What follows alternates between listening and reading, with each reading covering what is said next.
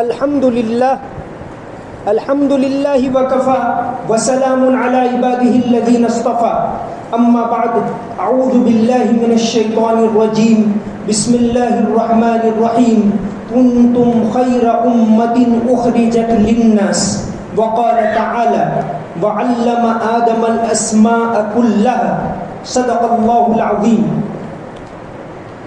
جہاں پانی سے ہے دشوار تر کارے جہاں بینی، جہاں پانی سے ہے دشوار تر کارے جہاں بینی، جگر خوں ہو تو چشم دل میں ہوتی ہے نظر پیدا، نوا پیرا ہو اے بلبل کہ ہو تیرے ترنم سے، کبوتر کے تنے نازک میں شاہی کا جگر پیدا، تیرے سینے میں ہے پوشیدہ رازے زندگی کہہ دے، مسلمان سے حدیث سوز و ساز زندگی کہہ دے.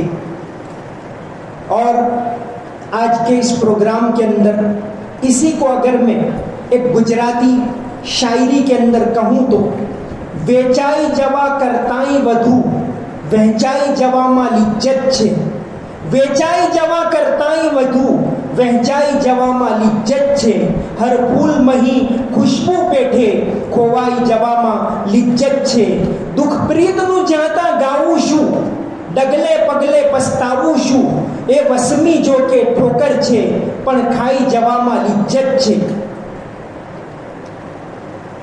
صفا فاؤنڈیشن کی جانب سے طلباء کے اس انتہائی اہم تربیتی کیمپ کے اندر آج آپ تمام اپنا بہت قیمتی وقت فارغ کر کے یہاں پہنچے اور اس ارادے سے پہنچے کہ ہمیں کچھ ملے، ہم کچھ کریں، ہمیں رہنمائی ملے اور ہم آگے بڑھ سکیں. تو آج کے اس پروگرام کے اندر میں سب سے پہلے اس بات سے شروع کروں گا.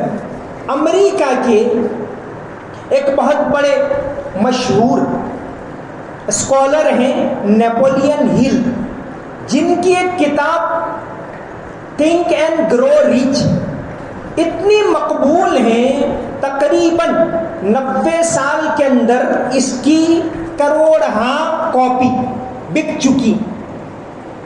1907 کے اندر یہ امریکہ کے اس زمانے کے ایک بہت بڑے انڈسٹریلسٹ اینڈریو کارنیگی سے ملے، جو نیپولین ہل ہیں وہ ملے، نوجوان تھے نیپولین ہل. اینڈریو کارنیگی نے ان سے کہا کہ دنیا میں بہت سے لوگ ایسے ہیں جو اپنی زندگی میں کامیاب ہوئے. ظاہر ہے کہ انہوں نے دنیاوی لحاظ سے کہا کہ کوئی انڈسٹریلسٹ ہیں، کوئی سائنٹسٹ ہیں، کوئی اور فیلڈ میں آگے ہیں، کوئی نالج کے اندر آگے. تو ان کے بارے میں معلومات حاصل کرو، ان کا انٹرویو لو کہ بھئی یہ کیوں کامیاب ہوئے، کیوں آگے بڑھے، کیوں اتنی ترقی انہوں نے کی. تو نیپولین ہل ایسے جو بڑے بڑے لوگ تھے اس زمانے کے، اینڈریو کارنیگی ہیں، تھامس ایڈیسن اس زمانے کا بہت بڑا سائنٹسٹ، ان لوگوں سے مل کر ان کا انٹرویو لے کر 30 سال تک یہ کام کرتے رہے. اور پہلی مرتبہ 1937 میں ان کی کتاب آئی. اس کتاب کے اندر انہوں نے 13 اصول لکھے کہ جو لوگ کامیاب ہوئے، کیوں کامیاب ہوئے زندگی میں، کیوں وہ سکسیسفل ہوئے، اس کے 13 بہت اہم اصول لکھے. اس میں سے سب سے پہلا جو اصول انہوں نے لکھا، اس میں مثال کس کی دیتے ہیں؟ ایک مسلمان کی. پہلا اصول انہوں نے لکھا برننگ ڈیزائر، کہ اگر زندگی میں کامیابی حاصل کرنی ہے تو سب سے پہلے آپ کے دل میں ایک ولولہ ہونا چاہیے، ایک جوش ہونا چاہیے، ایک جذبہ ہونا چاہیے، ایک دھن ہونی چاہیے کہ مجھے یہ کام کرنا ہے.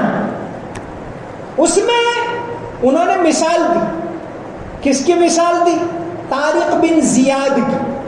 کہ طارق بن زیاد نے جب عیسوی سن 711 میں اسپین کو فتح کیا، نوجوان لیڈر ہیں.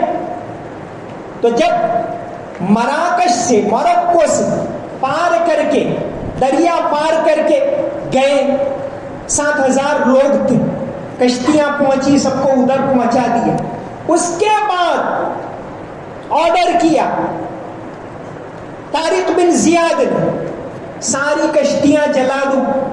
لوگ باتیں کرنے لگے، بھائی ہم اجنبی ملک کے اندر ہیں، ایسی جگہ کے اوپر ہیں، ہو سکتا ہے ہمیں واپس جانا پڑے، آپ کیسی بات کر رہے ہیں؟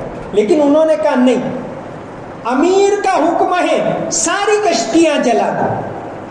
جس کو علامہ اقبال نے ایک بہت شاندار انداز کے اندر کہا ہے، تاریخ جبر سفینہ اندلس سفینہ سوخت گفتند کار تو بنگاہ خرد خطاست. کیا رے تاریخ، آپ کیا کر رہے ہیں؟ آپ یہ کشتیاں جلانے کو کہہ رہے ہیں، ہمیں واپس جانا ہے.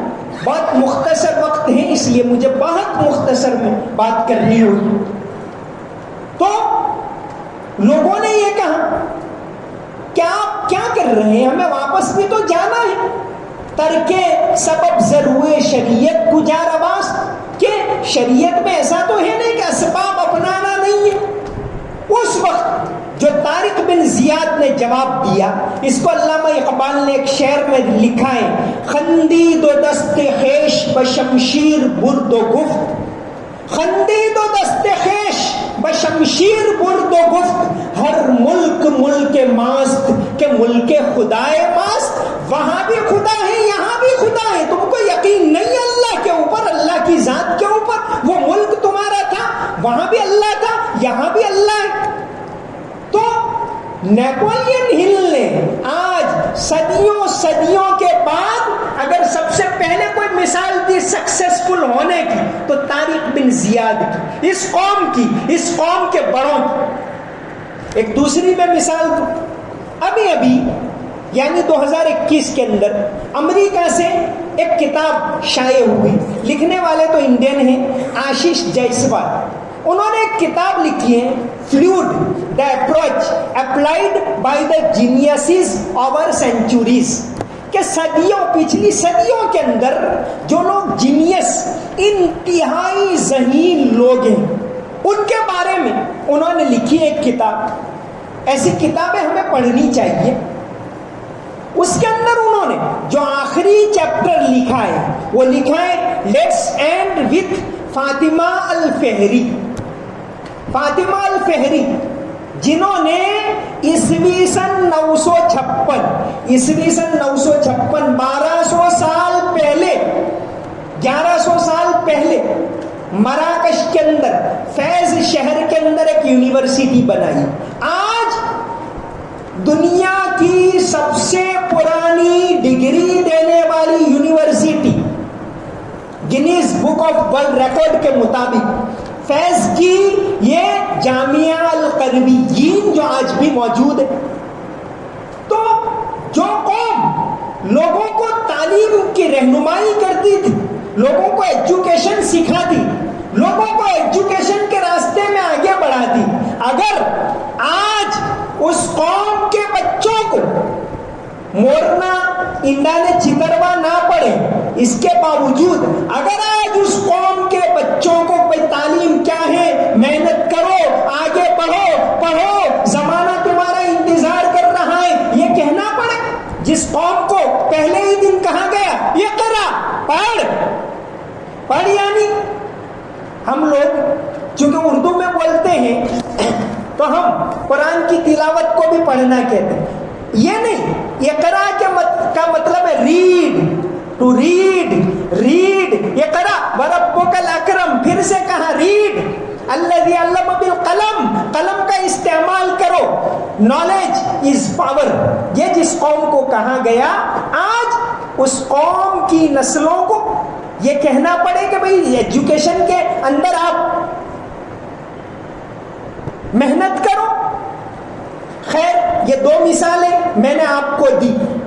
تو یہ کتابیں پرسنالٹی ڈیولپمنٹ کی ہیں جو میں نے مثال دی نیپولین ہل کی اور آشیش جیسوال، لیکن ہمیں تو پرسنالٹی ڈیولپمنٹ کی وہ کتابیں پڑھنی چاہیے. میں 2 اہم کتابیں آپ کو سجیسٹ کروں. ایک سعودی عرب کے عالم ہیں ڈاکٹر عائز القرنی، انہوں نے ایک کتاب لکھی ہے، انہوں نے تو عربی میں لکھی لا تحزن، اس کا اردو میں ترجمہ ہوا غم نہ کر، اور انگلش میں اس کا ترجمہ ہے ڈونٹ بی سیڈ. اس میں اسلامی اصولوں کے مطابق پرسنالٹی ڈیولپمنٹ کیا ہے اس پر بہت شاندار طریقے سے لکھا ہے. ایک دوسری کتاب سعودی عرب کے ہی عالم ہیں محمد عبد الرحمن العریفی، انہوں نے ایک کتاب لکھی ہے استمتع بحیاتک، زندگی سے لطف اٹھائیے. انگلش میں بھی اس کا ترجمہ ہوا ہے انجوائے یور لائف، کہ نبی کریم صلی اللہ علیہ وسلم کی زندگی، صحابہ کرام کی زندگی، اس میں پرسنالٹی ڈیولپمنٹ کے کیا کیا اصول ہیں، آپ نے کیا سکھایا، اس کو اس کتاب کے اندر بتایا گیا ہے. تو آج ہمیں پڑھنا چاہیے. ہم اپنا وقت برباد کرتے ہیں یوٹیوب کے اوپر، ریل کے اوپر، ویڈیوز کے اوپر. یہ ترقی نہیں ہے، اس کو ترقی نہیں کہتے. ترقی کے لیے آپ کو پڑھنا پڑے گا، خوب پڑھنا پڑے گا، تب جا کر بڑے بڑے سائنٹسٹ پیدا ہو سکتے. صدیوں تک دنیا مسلمانوں کو مانتی تھی. کیوں مانتی تھی؟ آج آپ ڈسٹل واٹر پیتے ہیں، آپ کو معلوم ہونا چاہیے کہ ڈسٹیلیشن، اور یعنی یہ ڈسٹل پانی جو پیتے ہیں، سب سے پہلے ڈسٹیلیشن جابر بن حیان انہوں نے ایجاد کیا. اور کب؟ 815 میں تو ان کی وفات. ان کو کہا جاتا ہے فادر آف کیمسٹری. کیمسٹری کے اندر سب سے پہلے منظم تحقیقات کی جابر بن حیان. ان کو انگریزی کتابوں میں جو سائنس کی بڑی بڑی کتابیں ہوتی ہیں اس میں گیبر لکھا جاتا ہے تاکہ پتہ نہ چلے کہ یہ کون ہے. تو جابر بن حیان نے جو پانی چھاننے کی ایویپورائزیشن ہے، ڈسٹیلیشن ہے، کیننائزیشن ہے، یہ سارا کا سارا انہوں نے ایجاد کی. کنتم خیر امت اخرجت للناس، کہ تم کو لوگوں کے فائدے کے لیے بھیجا گئے. یقیناً سب سے بڑا فائدہ لوگوں کا وہ تو آخرت کی زندگی ہے، اللہ کی بڑائی ان کے دلوں میں اتارنا ہے. لیکن لوگ آپ کے پاس اس وقت آئیں گے جب آپ کے اندر وہ فائدہ دیکھیں گے کہ یہ ہمیں کوئی نئی چیزیں یہ فائدہ پہنچا رہے ہیں انسانیت. تو انہوں نے اس زمانے میں جابر بن حیان نے، آپ کو دوسری مثال دوں، محمد ابن موسیٰ الخوارزمی 850 عیسوی میں ان کا انتقال ہوا. دنیا کے سب سے بڑے میتھمیٹیشین کی اگر لسٹ بنائی جائے تو شاید پہلا نمبر ان کا آئے گا. آج آپ کی پوری یہ کمپیوٹر کی لینگویج ہے، پورا سسٹم کس کے اوپر چل رہا ہے؟ الگوریدم، لاگ جس کو شارٹ میں کہتے ہیں، 0-1 بائنری. پورا جب کمپیوٹر کا نظام ہے دنیا کا سارا بائنری لینگویج کے اوپر چلتا ہے. اور یہ بائنری لینگویج کے سب سے پہلی بنیاد ڈالنے والے محمد ابن موسیٰ الخوارزمی. یہاں تک کہ پورے سبجیکٹ کا نام الخوارزمی کے اوپر سے الگوریدم پڑ گئے. الگوریدم جو نام ہے الخوارزمی کے اوپر سے. تیسری میں مثال تو بہت شارٹ میں مجھے جانا پڑے گا کیونکہ وقت تھوڑا ہی ہے. تیسری مثال، آج یہ پوری دنیا چل رہی ہے کیمرہ. آپ کا یوٹیوب سے لے کر اخباروں سے لے کر ساری چیزیں، آپ کو معلوم ہونا چاہیے کہ کیمرہ جس کو کہتے ہیں پن ہول کیمرہ، آج بھی سائنس سکھاتے ہیں تو جو بیسک کیمرہ بچوں سے بنواتے ہیں سوراخ کر کے، پن ہول کیمرہ سب سے پہلے ابن ہیثم نے ایجاد کیا. ابن ہیثم ایران کے ایک بہت بڑے سائنسدان تھے، ابن ہیثم. آپ سرچ کیجئے تو آپ کو پتا چلے گا کہ ہمارے بڑوں نے اس دنیا کو کیا کیا دیا. تب جا کر آج دنیا اس قوم کو مانتی رہی صدیوں تک. 2015 کا سال یونو نے انٹرنیشنل ایئر آف لائٹ وہ ابن حزم کے نام کے اوپر سے ہی منایا تھا۔ آج سائنس کے اندر سرجری، فادر آف سرجری ابو القاسم زہراوی، جس کو یہ لوگ کہتے ہیں ایویکیسس، ابو القاسم زہراوی نے جو آلات بنائے نا آپریشن کے، آج بھی ڈاکٹر لوگ کہتے ہیں بہت سارے آلات، بہت سارے جو سرجری کے سادھن ہیں وہ ابو القاسم زہراوی نے ایجاد کیے تھے، وہ آج بھی دنیا کے اندر چل رہے ہیں۔ ایک کتاب امریکہ کے اندر، دنیا کا ایک بہت بڑا نالج کا ادارہ ہے نیشنل جیوگرافک سوسائٹی، انہوں نے ایک کتاب شائع کی۔ کس نے؟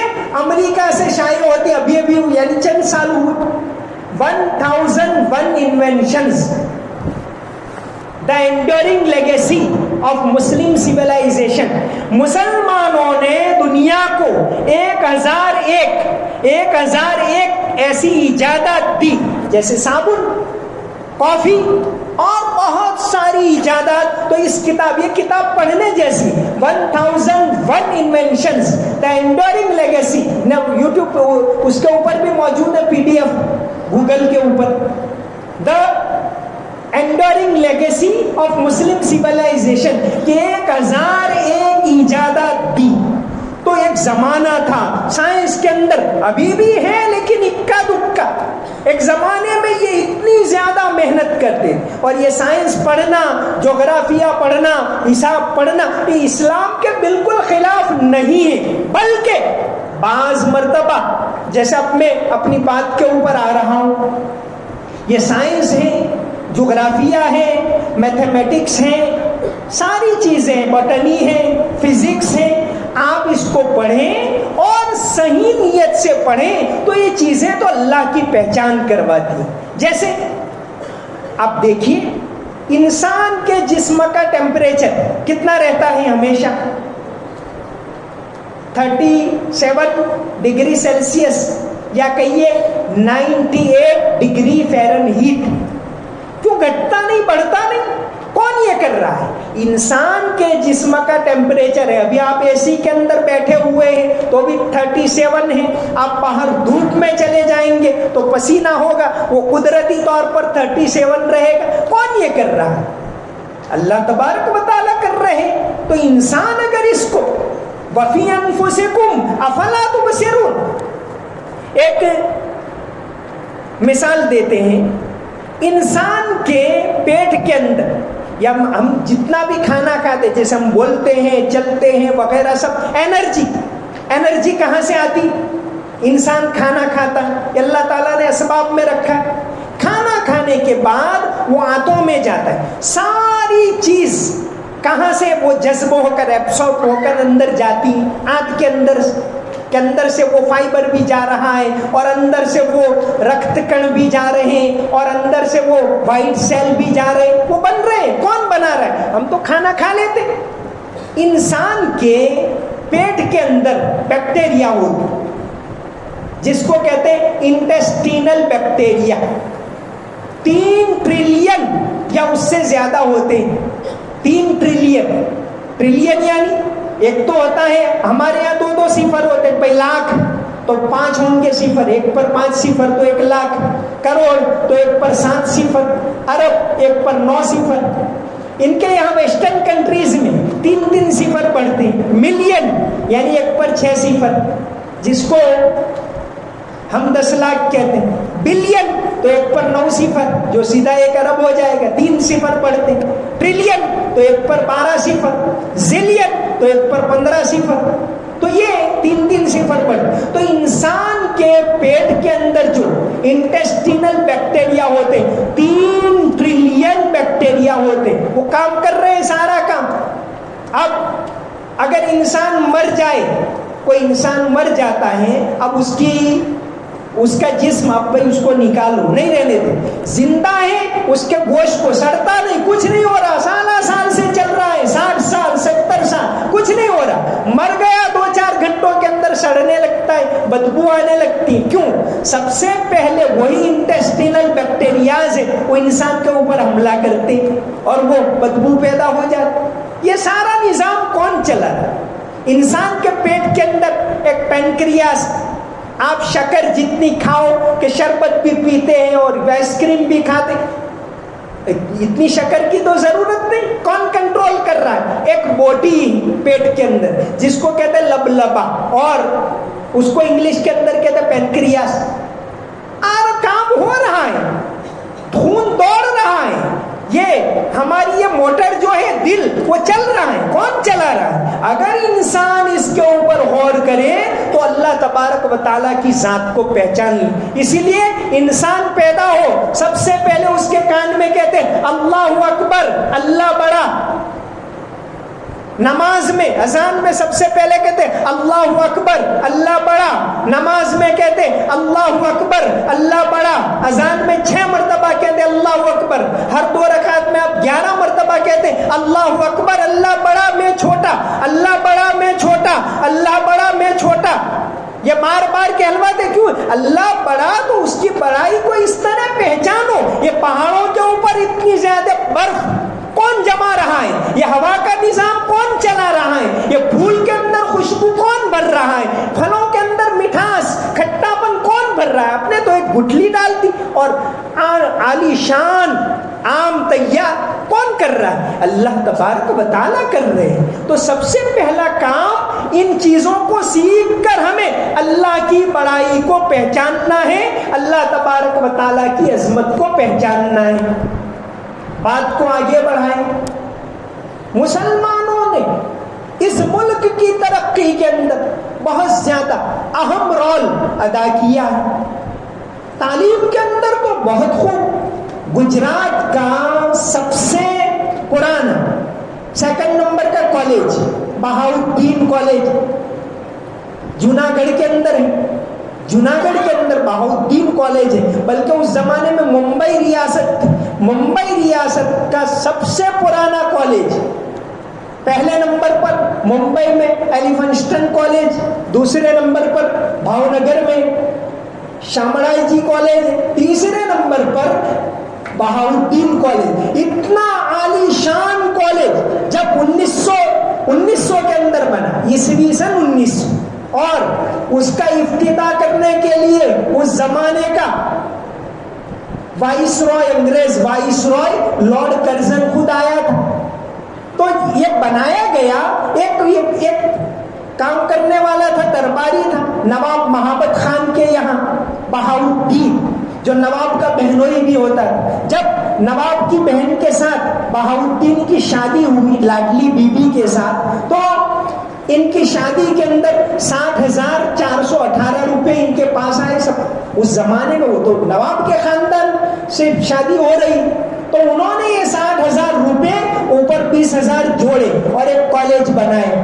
گجرات کا دوسرے نمبر کا، گجرات کا تو دوسرے نمبر کا، مہاراشٹر ملائے تو تیسرے نمبر کا سب سے پرانا کالج. اس کالج کے اندر جو سینٹرل ہال ہے اتنا عالی شان آج بھی موجود ہے. بلکہ 2021 کے اندر گجرات سرکار نے اس کو ہیریٹیج کے اندر لے لیا.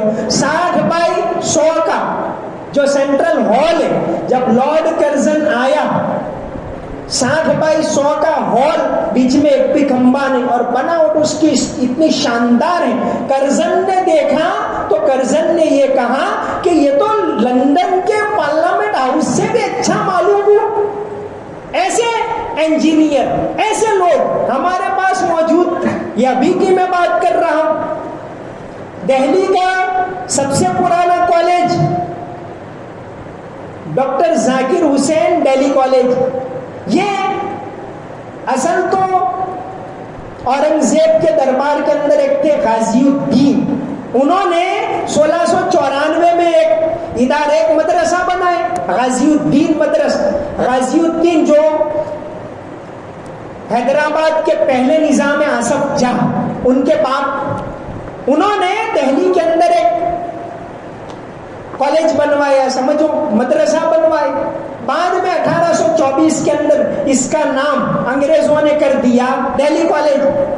دہلی کالج کے اندر مولانا قاسم نانوتوی، مولانا رشید احمد گنگوئی، جو دہلی کے اندر مولانا مملوک علی کے پاس پڑھے، وہ دہلی کالج کے اندر پڑھے، پہلے اس کا نام غازی الدین مدرسہ تھا، پھر دہلی کالج ہو گئے، سر سید احمد خان وہاں پڑھے، ڈپٹی نذیر احمد وہاں پڑھے۔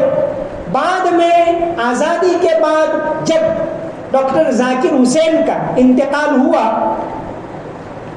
1969 میں، اس کے بعد اندرا گاندھی نے اس کالج کا نام کر دیا ڈاکٹر ذاکر حسین دہلی کالج۔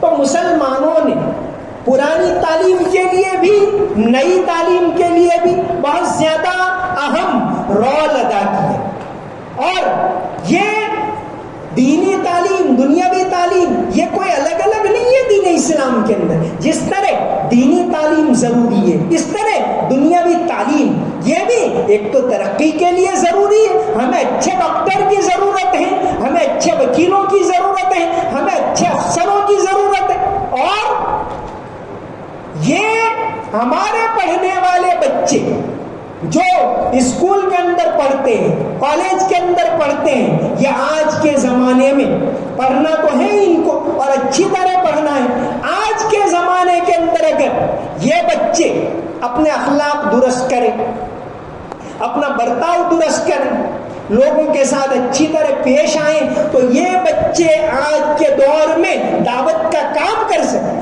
دعوت کا کام کرنے کے لیے کسی کو زبان سے کہنا ضروری نہیں، آپ اپنے برتاؤ کے ذریعے کہ غیر مسلم اسٹوڈنٹ ہیں، غیر مسلم ٹیچر ہیں، اس کا آپ احترام کر رہے ہیں، تو آپ دو کام کر رہے ہیں۔ استاد کا احترام یہ تو دین اسلام کی تعلیم ہے۔ نبی کریم حضرت علی رضی اللہ عنہ کا ایک قول ہے، انا عبد من علمنی حرفا، انا عبد من علمنی حرفا ان شاء امسکنی کہ میں جو آدمی مجھے ایک لفظ سکھا دے میں اس کا غلام۔ یہ حضرت علی رضی اللہ عنہ کا قول۔ تو استاد کا احترام کرنا یہ تو ہم کو تعلیم دی گئی، تو اگر آپ اس طرح کا برتاؤ کر رہے ہیں، اچھا برتاؤ کر رہے ہیں، تو آپ ایک دعوت دے رہے ہیں۔ دعوت عمل کے ذریعے بھی ہوتی ہے، زبان سے بھی ہوتی ہے۔ تو آج کے وقت میں مسلم اسٹوڈنٹ کو جو بہت سارے کام کر رہے ہیں، اس میں سے ایک کام یہ کرنا ہے کہ ہم اپنے اخلاق، اپنے برتاؤ، سچائی، امانت داری، ہمدردی اور جو ترتیب سے سلیقے سے رہنا، یہ چیزیں آج ہمیں کرنے کی ضرورت ہے، تاکہ اس ملک کے اندر جو بہت ساری غلط فہمیاں ہیں، بڑے پیمانے کے اوپر مسلمانوں کے بارے میں غلط فہمیاں ہیں، اور یہ ہم اپنے عمل کے ذریعے دور کر سکتے ہیں۔ استاد کے احترام کی بات آئی تو میں ایک واقعہ پیش کروں علامہ اقبال کا۔ علامہ اقبال یہ ایک بہت بڑے مفکر، مسلمانوں کو ایک نیا راستہ انہوں نے دیا، نیا جذبہ، ایک ولولہ دیا کہ تم کون ہو، تم کون تھے، بیدار ہو جاؤ، اٹھ جاؤ۔ تو علامہ اقبال کا ایک واقعہ روزگار فقیر، علامہ اقبال کے بارے میں ان کے قریبی ساتھی رہے ہیں، بلکہ ان کے خادم رہے ہیں، کرنل وحید الدین فقیر، انہوں نے ایک کتاب لکھی ہے روزگار فقیر۔ اس کے اندر ایک واقعہ لکھا ہے کہ 1923 میں انگریزوں نے علامہ اقبال کو سر کا خطاب دیا، سر کا خطاب دینے کا اعلان کیا۔ اس زمانے میں بہت بڑا اعزاز سمجھا جاتا تھا۔ علامہ کو بلوایا، علامہ نے جب وہاں پہنچے تو انہوں نے کہا کہ میں اس وقت تک یہ ایوارڈ نہیں لے سکتا جب تک انگریز سرکار، میرے استاد مولوی میر حسن، ان کے استاد تھے مولوی میر حسن، ان کا بہت احترام کرتے، مولوی میر حسن کو اگر انگریز سرکار شمس العلماء کا خطاب نہیں دیتی تو یہ میں ایوارڈ نہیں لوں گا۔ بہت زیادہ سناٹا چھا گیا کہ علامہ کیا کہہ رہے۔ اس زمانے میں جو بڑے علماء ہوں ان کو انگریز سرکار شمس العلماء کا خطاب دیتی، تو انگریزوں نے کہا کہ بھئی مولوی میر حسن کون ہے، انہوں نے کیا کام کیا، یہ شمس العلماء کا خطاب تو اس وقت دیا جاتا ہے، کوئی اچھی بڑی کتابیں وغیرہ لکھے تب دیا جاتا، انہوں نے کوئی کتابیں لکھی ہیں؟ تو علامہ نے کہا کہ یہ اقبال ہے، وہ میر حسن کی کتاب ہے۔ تو جب انگریز نے شمس العلماء کا خطاب دیا مولوی میر حسن کو، تب جا کر انہوں نے سر کا خطاب قبول کیا. تو یہ ہے استاد کا احترام، استاد کی عظمت. ایک اور استاد کے بارے میں بات بتاؤں. شیخ احمد سرہندی، اگر ہندوستان کی تاریخ میں سب سے بڑے علماء کی فہرست بنائی جائے تو اس میں شاید پہلے نمبر کے اوپر نام آئے گا شیخ احمد سرہندی مجدد الفسانی رحمت اللہ علیہ. ان کی کتاب ہے مکتوبات، مکتوبات امام ربانی. اس کے اندر انہوں نے الگ الگ خط لکھے. مکتوبات کیا ہیں؟ الگ الگ خط ہیں. اس میں انہوں نے ایک خط، ان کے پیر تھے خواجہ باقی باللہ. خواجہ باقی باللہ رحمت اللہ علیہ جب دنیا سے چلے گئے تو انہوں نے امام ربانی نے ایک خط ان کے دو بیٹوں کے نام لکھا. دونوں بیٹے، ایک کا نام عبداللہ، ایک عبید اللہ، وہ بھی بہت بڑے لوگ. تو مجدد الفسانی رحمت اللہ علیہ نے ان کو ایک خط لکھا اور کہا کہ اس بندے کے اوپر تمہارے باپ کے اتنے بڑے احسانات ہیں، تصوف کی الفبا تمہارے ابا نے ہم کو سکھائی، ہم ان کے آستانے کے اوپر زندگی بھر پڑے رہیں تو بھی ہم ان کا حق ادا نہیں کر سکتے. تو یہ استاد کی عظمت ہے. تو آپ اپنے عمل کے ذریعے، اپنے برتاؤ کے ذریعے بہت ساری غلط فہمیاں دور کر سکتے. دعوت کا کام جیسے کہہ کر ہوتا ہے اس طرح اپنے برتاؤ کے ذریعے بھی ہوتا ہے. ایک بہت بڑے انگریز مصنف گزرے ہیں، T W Arnold. T W Arnold علامہ اقبال کے بھی استاد رہے. پہلے تو علی گڑھ میں پڑھاتے تھے، پھر اس کے بعد جب لاہور کالج کے اندر وہ گئے تو لاہور میں علامہ اقبال نے ان کے پاس پڑھایا. آرنولڈ صاحب نے ایک کتاب لکھی، دا پریچنگ آف اسلام، یعنی دنیا میں کس ملک میں اسلام کیسے پہنچا. اس کتاب کے اندر انہوں نے الگ الگ ملکوں میں، جیسے آج سب سے زیادہ مسلمان دنیا میں انڈونیشیا میں کبھی کوئی مسلمان بادشاہ نہیں گیا، کوئی لشکر نہیں گیا، کوئی فوج نہیں گئی، لیکن سب سے زیادہ مسلمان. وہ کیسے؟ تو وہاں جو مسلمان تاجر جایا کرتے تھے، جیسے کسی زمانے میں وہاں نام تھا علامہ نور الدین راندیر رحمت اللہ علیہ. ایسے بڑے بڑے تاجر جاتے تھے. ان کی تجارت، ان کی سچائی، ان کی امانت داری، ان کا برتاؤ، یہ نماز پڑھتے تھے، لوگ دیکھتے تھے، لوگوں کے ساتھ ہمدردی کرتے تھے، دیکھتے تھے، اس کے ذریعے اسلام پھیلا. تو آج کے زمانے میں بہت زیادہ ضرورت اس بات کی ہے کہ ہم اپنے اخلاق کو، اپنے برتاؤ کو اچھا کریں، اپنے برتاؤ کو سدھاریں. سب سے زیادہ ضرورت آج کے زمانے میں مسلمان بچے کو اگر ہے تو وہ محنت کریں، محنت کریں، محنت کریں، آگے بڑھے. ایجوکیشن صرف نوکری کے لیے نہیں ہے. قوم کو ضرورت ہے کہ ہماری آنے والی نسل مضبوط بنے، طاقتور بنے. اور طاقت آج کے زمانے کے اندر سب سے بڑی طاقت ہے. تو قرآن نے جو پہلے دن کہہ دیا تھا اقرا، اور جو شروع میں جو سورت نازل ہوئی وہاں فرمایا نون والقلم، قلم کی طاقت رکھی اللہ تعالیٰ نے. بلکہ حدیث شریف کے اندر آتا ہے اول ما خلق اللہ القلم، اللہ تعالیٰ نے چیزوں میں سب سے پہلے اگر کسی چیز کو پیدا کیا تو قلم کو پیدا کیا. تو آج آپ کو ضرورت ہے محنت کرنے کی.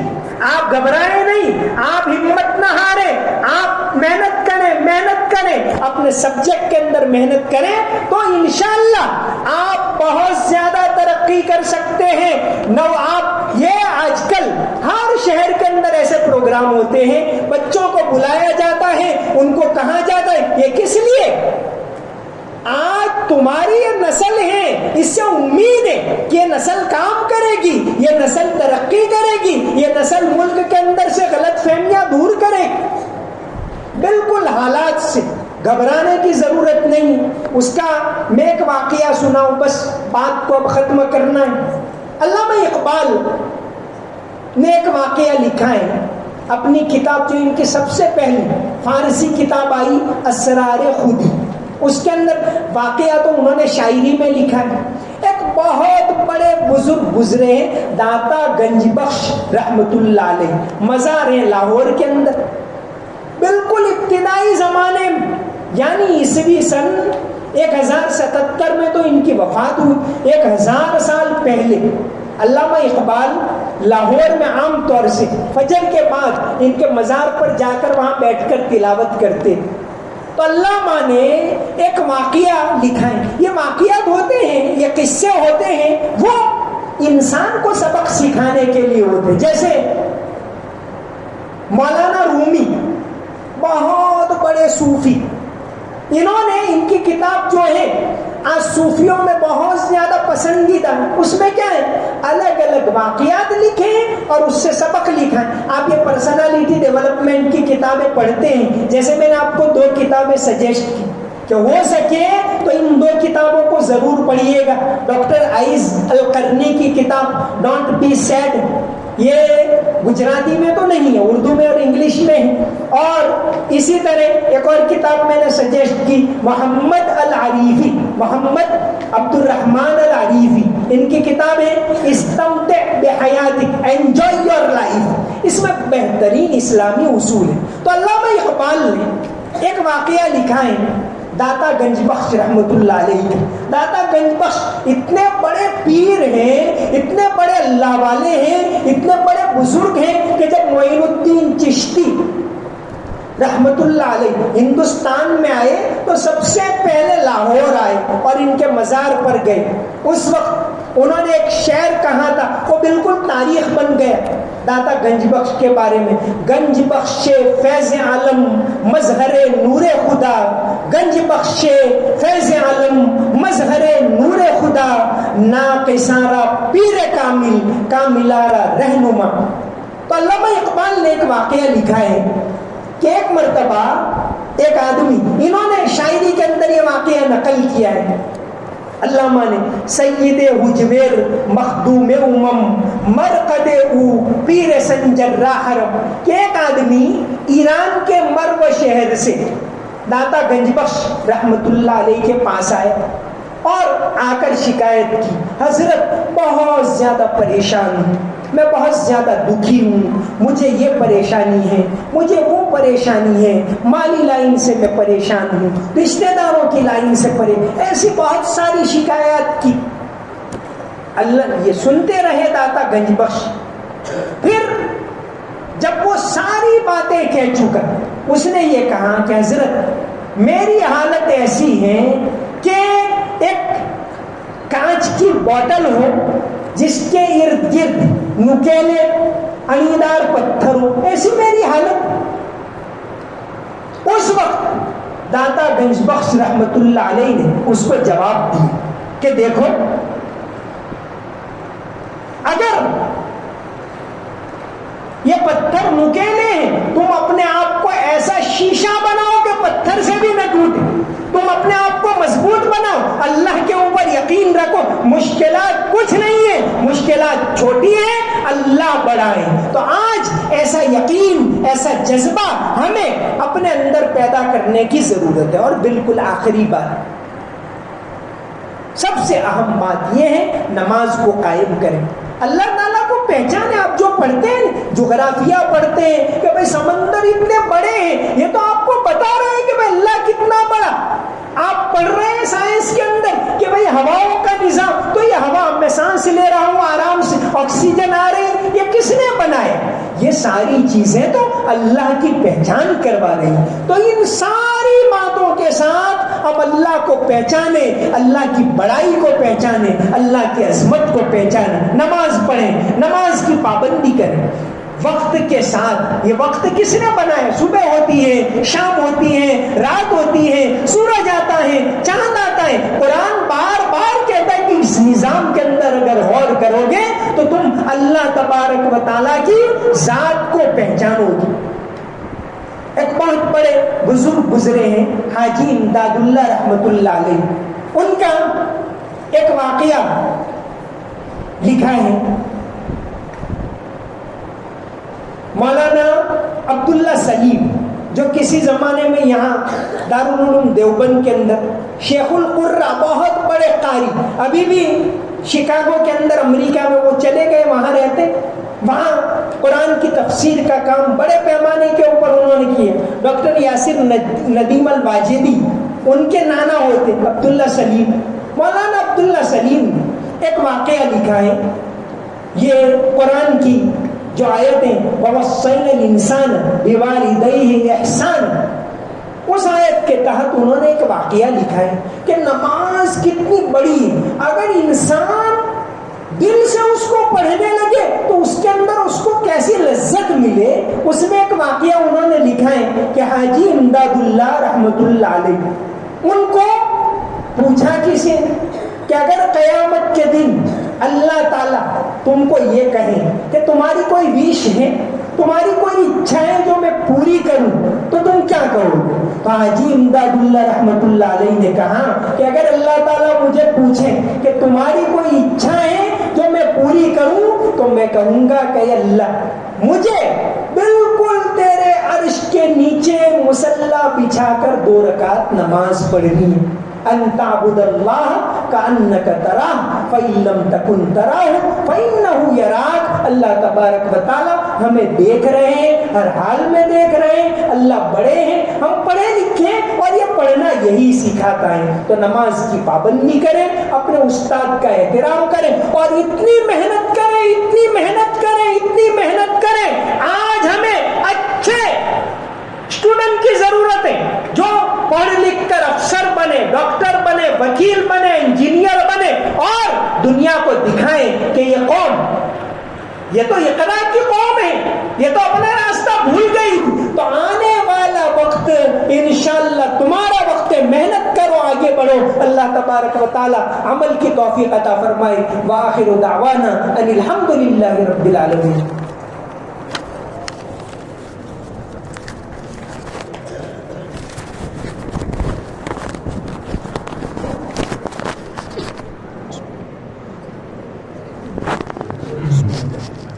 معزز اسٹوڈنٹ حضرات، اب نماز کا وقت قریب ہو رہا ہے، اذان قریب کا وقت قریب ہے۔ آپ لوگ جن کا وضو ہے وہ مسجد میں تشریف رکھیں۔ ماشاءاللہ ہمارے سامنے بہت کھل کر ہمارے مہمان خصوصی حضرت مولانا اقبال صاحب دامت برکاتہ نے بڑی ولولہ انگیز کتاب ہم